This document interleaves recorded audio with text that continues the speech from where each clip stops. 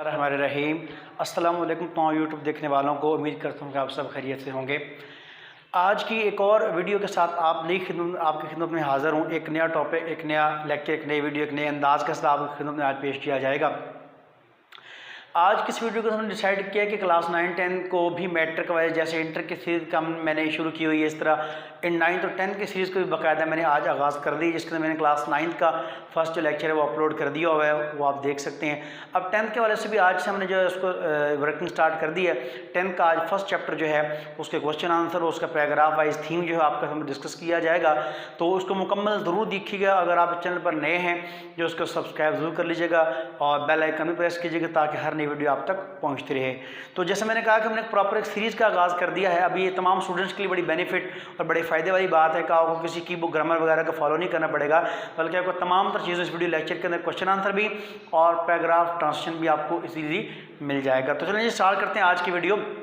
आज के लेक्चर में हमने क्लास 10th का फर्स्ट चैप्टर का इंतखाब किया है। उसके पहले पैराग्राफ के हम ट्रांसलेशन देखेंगे, उसके बाद उसके क्वेश्चन आंसर देखेंगे। तो पहले पैराग्राफ के साथ चलते हैं। पहले चैप्टर का जो नाम है वो है हज़रत सल्लम एन एम्बॉडीमेंट ऑफ जस्टिस। ये चैप्टर का नेम है। जिस चैप्टर के अंदर इसका जो टाइटल नेम बनता है वो हमारे पास ये है कि आप सल्लम, नबी पाक सल्लम इंसाफ के पैकर, इंसाफ का मुजस्मा, इंसाफ का जिंदा मिसाल भी कहा जा सकता है। ये चैप्टर आप सल्लम की ज़िंदगी के बारे में, आपके हयात तय्यबा के बारे में कि आपने किस अंदाज से लोगों को इस्लाम की तरफ अट्रैक्ट किया, इस्लाम की तबलीग की, उम्मत को कैसे दिखाया, अल्लाह के पैगाम की तबलीग कैसे की, आपकी पूरी ज़िंदगी, आपकी हयात तय्यबा के बारे में आज का चैप्टर में बताएगा। तो पैराग्राफ फर्स्ट की बात कर लेते हैं। अगर इसके टोटल 8 पैराग्राफ हैं इस पूरे चैप्टर के, तो हम 1 बाय 1 को, मैंने पूरे पैराग्राफ यहाँ पर नहीं लिखा, सिर्फ इशारे के तौर पर पूरे पैराग्राफ वहाँ से पढ़ सकते हैं। मैं सिर्फ पैराग्राफ का आपको थीम और उस पैराग्राफ के अंदर जो मेन चीज़ बताई मैं आपको उस बारे में बताऊँगा। तो पहला पैराग्राफ है हज़रत सल्लम life is a perfect model and perfect model for all of us. कहते हैं कि आप सल्लम की ज़िंदगी है वो हम सब के लिए एक मुकम्मल नमूने के तौर पर मानी जाती है। किसी भी मैदान के अंदर रूहानी तौर पर, दुनियावी तौर पर, इनफरादी तौर पर या इज्तिमाई तौर पर, स्पिरिचुअली, रूहानी तौर पर, वर्ल्डली, दुनियावी तौर पर, हर हवाले से हमें गाइडेंस, हमें रहनुमाई मिलती है आप सल्लम की ज़िंदगी से। आपकी ज़िंदगी की तरह से हमारे लिए उससे हंसना भी है, मॉडल भी है, परफेक्ट नमूना हमारी आंखों के सामने, जिसको देख कर अपनी ज़िंदगी को हम बेहतरीन से बेहतरीन कर सकते हैं। तो आप सल्लम की ज़िंदगी हमारे लिए मुकम्मल मॉडल और नमूना हयात है। ये पैराग्राफ फर्स्ट का थीम है। सेकेंड हमारे पास है हज़रत सल्लम प्रैक्टिकली प्रूव्ड, आपने अमली तौर पर साबित किया कि आप वाकई एक तमाम तर चीज़ों से, जैसे कहते हैं तमाम खूबियों से पाक और बालातर इंसान थे। आपने हर उस चीज़ को प्रैक्टिकली करके दिखाया। जैसे अगर हम तिजारत की बात करते हैं, सेकंड पैराग्राफ करते हैं, एज ए यंग ट्रेडर, आपने नौजवान कारोबार के हैसियत से, एक ताजर के हैसियत से आप तिजारत का माल लेके जाया करते थे मिस्र, शाम वगैरह, वहाँ से आप ईमानदारी से बेचा करते थे। तो आपकी शोहरत उस ईमानदारी की वजह से ही आपकी जो शोहरत थी वो अरबों के अंदर ज़्यादा फैली। हज़रत खदीजा रज़ियल्लाहु ताला अन्हा का जो आप जब माल लेकर गए तो मैसा गुलाम साथ था। तो सारी चीज़ें जो हैं वो आपकी ईमानदारी, आपकी शराफत देखकर उसने आके पूरे अरब में डंका बचा दिया कि यार ये नौजवान तो जो है ये बड़ा ही ईमानदार है, झूठ नहीं बोलता, बड़ा पाक साफ रहता है। इसी बिना हज़रत खदीजा ने आपको निकाह के हवाले से भी आपसे शादी के लिए दरख्वास्त भेजी।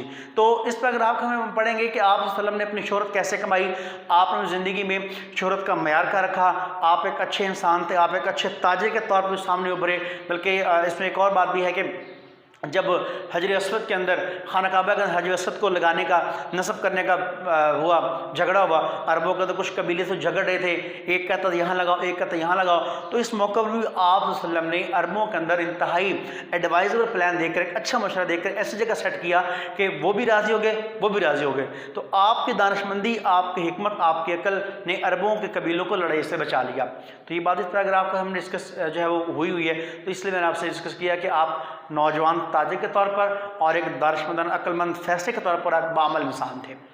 पैराग्राफ थर्ड हमारे पास, as head of state of Medina he decided all the case on merit. Medina के रियासत के सरबराह होने की हैसियत से आपने तमाम तर फैसले मेरिट पर किए, काबिलियत पर किए। आपने तमाम तर चीज़ों को इस अंदाज से लेकर आगे चले कि आपने किसी अरबी को अरबी पर फौकियत नहीं दी। आपने रंग, क्रीड, नस्ल, मज़हब, रेस से बालातर होकर तमाम तर फैसलों की जो बुनियाद है वो आपने एक मेरिट पर रखी, इंसाफ। इंसाफ के साथ तमाम फैसले की। इसी वजह से जो गैर मुस्लिम लोग थे वो आपको सादिक और अमीन भी कहा करते थे कि आप तो झूठ बोलते हैं और ईमानदार भी आपसे बढ़कर हमने को नहीं देखा, और अब इस वजह से आपकी तारीफ़ किया करते थे। पैराग्राफ 4 है हमारे पास। ड्यूरिंग द सरमन, एक दफ़ा आप एक खुतबा तकरीर वाज कर रहे थे तो वहाँ पर एक अंसारी आया, उसने वहाँ पर देखा कुछ लोग बैठे हुए, तो उसने पॉइंट आउट किया उन लोगों को, इशारा कर कहा या रसूलल्लाह ये वो लोग हैं जिन्होंने हमारे बाप दादा को कत्ल किया, आप हमें इजाज़त दें कि हम भी इनके बाप दादा को कत्ल कर दें। तो आप ने फरमाया नहीं, ऐसा नहीं करना कि बाप का बदला बेटे का बदला बाप से नहीं लिया जा सकता या बाप का बदला बेटे से नहीं लिया जा सकता। पिछली कौमें बनी थी इसी वजह से तबाह हुई थी कि वो लोग ऐसा करते थे, तो आपने सख्ती से मना फरमाया। आपने बिल्कुल उस बारे में ये नहीं कहा कि बदला ले लेना चाहिए, नहीं, आपने मना फरमाया सख्ती से। आपने कहा जो पिछली कौमें थी इसी वजह से तबाह हुई हैं, लिहाजा आपने ऐसा काम नहीं करना, आपने उनको मना फरमा दिया। पैराग्राफ नंबर 5 हमारे पास है। द रसूल सल्लल्लाहु अलैहि वसल्लम वाज सो वेल नोन, आप बहुत मशहूर थे इंसाफ के हवाले से, जस्टिस के अतबार से। इवन के यहूदी जो लोग हैं, गैर मुस्लिम जो लोग थे, वो भी आपके पास अपने फैसले लेकर आया गया करते थे और आप यहूदियों के फैसले उनके कानून के मुताबिक उनका फैसला किया करते थे। यहूदी इस बात से खुश होते थे कि यार मुसलमान बंदा है और हमारे कानून को भी जानता है, हमारे कानून का फैसला कर रहा है। तो आप वसल्लम यहूदियों को गैर मुस्लिम आता तो आप उनके कानून के मुताबिक फैसले किया करते थे। बल्कि अल्लाह ने फरमाया कि अगर तुम्हारे पास कोई दो लोग आएँ इंसाफ के लिए फैसले करें तो पहली बात ये उनके दरमियान फैसला इंसाफ से करो, और अगर तुम इंसाफ नहीं कर सकते उनसे मुंह मोड़ लो, उनसे पीछे हट जाओ, उनके इनकार कर दो, और अगर तुम ऐसा करते हो वो लोग तुम्हें ज़र्रा बराबर भी नुकसान नहीं पहुँचा सकते। पैराग्राफ नंबर हमारे पास 7 है। Just demand it should be upheld in the maintain all the circumstances.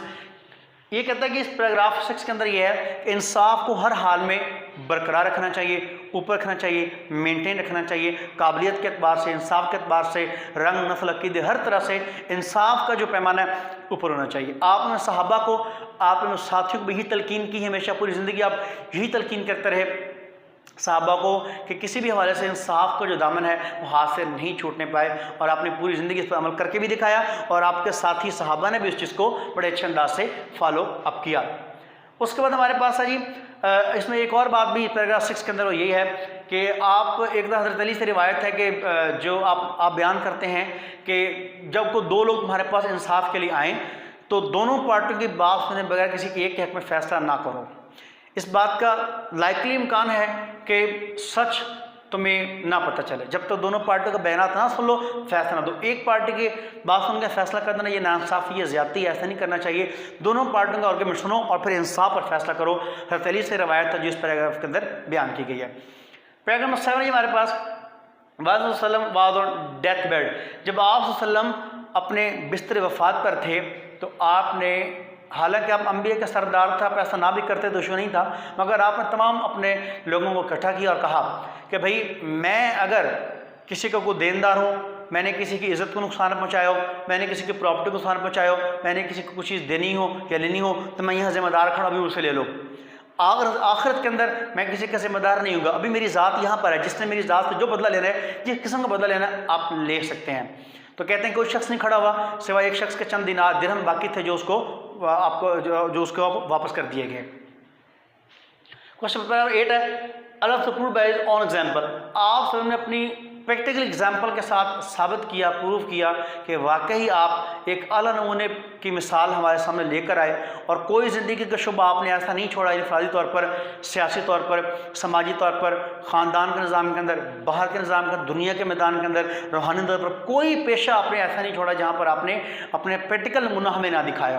तो आगे हमारी कम अकली उसको इस्तेमाल ना करें, फॉलो ना करें, अमल ना करें, लेकिन आप सबने ज़िंदगी के हर मैदान में उम्मत को तबलीग की, उम्मत को दर्स दिया, एक अच्छा दर्स दिया, उसे हंसना देकर गए और जो रहती दुनिया तक जो है वो एक आपकी कामल नमूने करते हुए हमारे साथ रहेगा।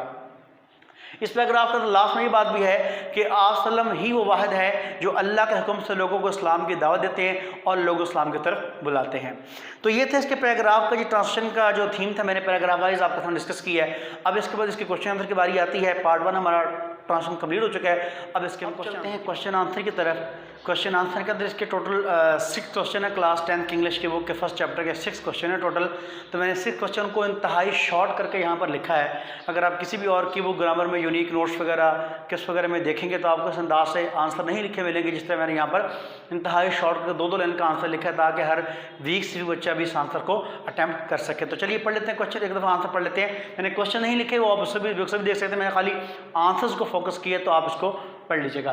पहला क्वेश्चन है जी, how can people achieve perfection, लोग परफेक्शन कैसे हासिल कर सकते हैं ज़िंदगी के अंदर। तो इसका आंसर है people can achieve perfection in the moral, spiritual and social areas of life by following the holy prophet's life. लोग अपनी रूहानी ज़िंदगी में आप सल्लम ज़िंदगी को नमूना बनाकर रूहानी तौर पर और दुनियावी तौर पर परफेक्शन हासिल कर सकते हैं। ये पहला आंसर था। सेकंड हमारे पास He has said, how has the question इसका ये, how he has set the noble ideal for the mankind, आपने लोगों के लिए कैसे म्यार कैसे आइडियल सेट किए। तो इसका आंसर है he has set a high and noble ideals for all mankind through his practical example. आपने अपनी प्रैक्टिकल एग्जाम्पल के जरिए लोगों के अंदर वो हाई आइडियल मिसाल सेट की जिसकी मिसाल आज तक नहीं मिलती। क्वेश्चन नंबर 3 है हमारे पास, आप सल्लम जो थे वो किस हवाले से ज़्यादा मशहूर थे और आपकी क्या खूबी ज़्यादा मशहूर थी, गैर मुस्लिम लोग आपको क्यों ज़्यादा पसंद करते थे। इसका आंसर है जी द रसूल सल्लल्लाहु अलैहि वसल्लम well known of for justice, आप इंसाफ की वजह से बेहद मशहूर थे। इवन द नॉन मुस्लिम गैर मुस्लिम भी ब्रॉड लाया करते थे देयर सूट्स अपने मुकदमात टू हिम आपके पास फॉर जस्टिस इंसाफ के लिए, and he decided according to their law, और आप उनके फैसले उनके कानून के मुताबिक किया करते हैं। अगर कोई यहूदी को केस लेके आ जाता तो आप यहूदी का फैसला यहूदी कानून के मुताबिक कर दिया करते थे, क्योंकि आप हर इल्म के माहिर थे, हर इल्म आप जानते थे। क्वेश्चन नंबर 4 है, as a head of state of Medina, Medina के हेड की तरफ आपने क्या काम किया। तो as a head of state of Medina he decided all the cases on merit, आपने तमाम मुकदमात का फैसला इंसाफ पर किया, विद जस्टिस इंसाफ से किया, एंड इक्विटी बराबरी से, इरिस्पेक्टिव बिला लिहाज बालातर होकर, ऑफ कलर रंग, क्रीड अकीदा और रेस, या फिर नस्ल रंग नस्ल से बालातर होकर आपने तमाम तर फैसले इंसाफ और मेरिट काबिलियत पर किए। क्वेश्चन नंबर 7 है हमारे पास ही, द जस्टिस ऑफ वसल्लम, गैर मुस्लिम जो थे वो अपने मुकदमात क्यों आपके पास लाया करते थे, ये क्वेश्चन था। क्वेश्चन आंसर है the justice of the holy prophet, आप सल्लम को इंसाफ था, मेड नॉन मुस्लिम, उनको मजबूर कर दिया करता था, ब्रॉड दे सूट रसूल को अपने मुकदमात आपके पास लाया करते थे, आपका जो इंसाफ था वो उनको फोर्स कर देता था।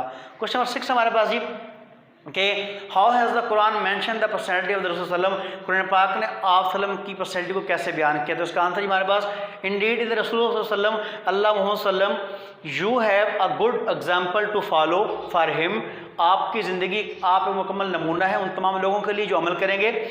हु होप्स, जो उम्मीद करता है, फॉर द मीटिंग, अल्लाह से मिलने की, विद अल्लाह, अल्लाह से, ऑन द लास्ट डे, बरोज़े आखिरत की, जो अल्लाह से मिलने की उम्मीद करता है उसके लिए आप सल्लम की ज़िंदगी एक मुकम्मल नमूने के तौर पर पाई जाती है।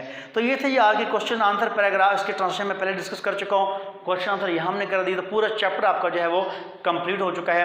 अब आपको किसी की वो ग्रामर सनशाइन या यूनिक के नोट की जरूरत नहीं, बस एक बार आप ये वीडियो लेक्चर देख लें, उस पर अगर आपकी पैराग्राफ के ट्रांसलेशन सुन लें और क्वेश्चन का आंसर तैयार कर लें तो आप बोर्ड के लिए अपना आपको अच्छा तैयार कर सकते हैं। तो ये था आज का लेक्चर, उम्मीद है आपको पसंद आया होगा। अगर पसंद आया तो लाइक शेयर सब्सक्राइब जरूर कीजिएगा और इस चैनल के साथ जुड़े रहिएगा, क्योंकि मज़ीद आगे मैंने जैसे बताया कि पूरी सीरीज़ स्टार्ट कर दी हुई है, तो सीरीज़ आपके लिए बहुत ज़्यादा बेनिफिट होगी, तो आप उसके साथ कनेक्टेड रहिएगा। अगली वीडियो तक के लिए खुदा हाफिज़।